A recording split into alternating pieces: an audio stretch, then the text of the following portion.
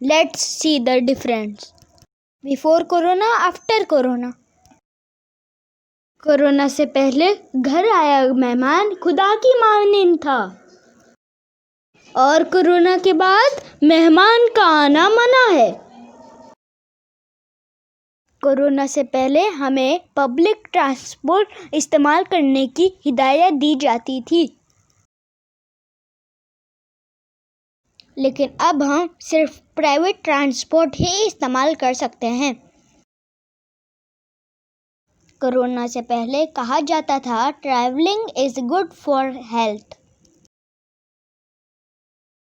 अब कहा जाता है स्टे होम स्टे सेफ। ये क्या बात हुई?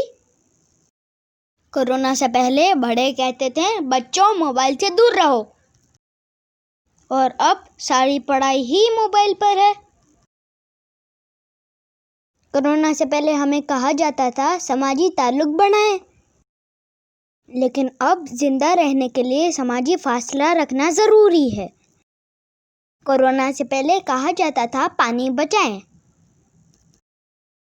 लेकिन अब हर 1 घंटे हाथ धोने की हिदायत दी गई है। Before Corona, alcohol is harmful for health, but now use sanitizer which have 85% of alcohol. Before Corona, time is money. After Corona, life is money. आपने देखा जिंदगी कितनी बदल चुकी है।